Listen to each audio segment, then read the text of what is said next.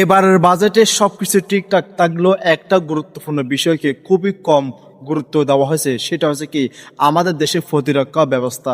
আসন সংসদ সদস্যের কথাগুলো শুনে উনি অত্যন্ত খুবই গ্রহণযোগ্য কিছু কথা বললেন। কথাগুলো শুনলে আপনার অনেক ভালো লাগবে যদি আপনি একজন দেশপ্রেমিক নাগরিক হয়ে থাকেন। আসুন তার কথাগুলো একটু শুনি। এই বাজেট নিয়ে তো অনেক কথা হলো। বাজেটের একটা ভালো সাইড খারাপ সাইড বলতে গেলেও বলতে হয় বাজেটটা একটা বড় ঘাটতির বাজেট, এটা তো স্বীকার করতে হবে। অনেকে এটাকে নিন্দুকেরা বলে এটা একটা সাদা হস্তির বাজেট হয়েছে। মাননীয় স্পিকার, আমি মুদ্রা কয়েকটা পয়েন্টে কথা বলতে চাই। তার এক নম্বর পয়েন্ট হচ্ছে আমাদের প্রতিরক্ষা খাত।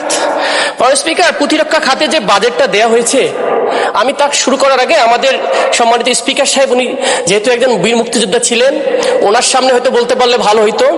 শুধু এইটুকু বলি, এটা আমার একটা ধৃষ্টতা যে ওনার মতো একজন ব্যক্তির সামনে কথা বলতে পারতাম।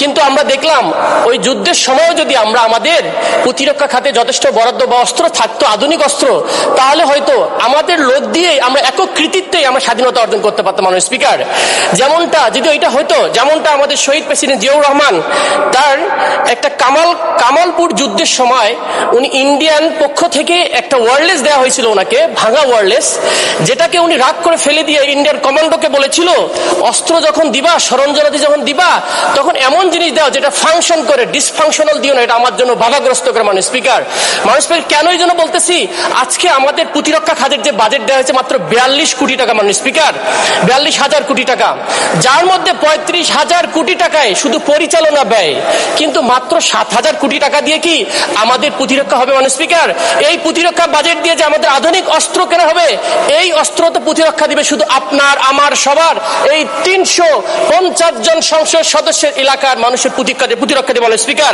যেখানে আমাদের প্রতিদিন আমাদেরকে বিভিন্ন বর্ডার থেকে হুমকি দেওয়া হচ্ছে, আমার পঞ্চগড়ের বর্ডারে দখল করে নেওয়া হবে, আমার চিকেন নেক থেকে দখল করে নেওয়া হবে, আমার দক্ষিণের ফেনী সীমান্ত থেকে দখল করে নেওয়া হবে, আমার রংপুর বিভাগের আমাদের হিলি বর্ডারে, আমাদের দিনাজপুর অঞ্চলে, মাননীয় স্পিকার, পলাশবাড়ির গাইবান্ধা, আমার কুড়িগ্রাম, সর্বমহল থেকে যখন আমার কাছে থ্রেটেন আছে, রাষ্ট্রীয় সভরেন্টি সিকিউরিটি যখন আমার থ্রেট, মাননীয় স্পিকার, তখন এই বাজেট দিয়ে আমাদের প্রতিরক্ষা খাত বরাদ্দ হয়নি। মাননীয় স্পিকার, আমি যদি এই দিকেও তাকাই, মাননীয় স্পিকার, আমাদের মায়ানমার সাইডে যুদ্ধ চলমান। মাননীয় স্পিকার, সেখানেও আমাদের ফ্রন্টে চলমান রয়েছে।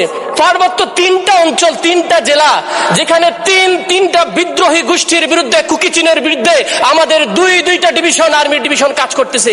এই বরাদ্দ দিয়ে কি আমাদের প্রতিরক্ষা হবে? মাননীয় স্পিকার, আমি যদি নেভালের কথাও বলি, যেটা আমাদের সামুদ্রিক লাইফলাইন বলি, আমাদের বঙ্গোপসাগর, সেখানে মাত্র সেই 1980 সালের দুইটা সাবমেরিন আছে, আর কিছু অল্প কিছু ফ্রিগেট আছে। এই সক্ষম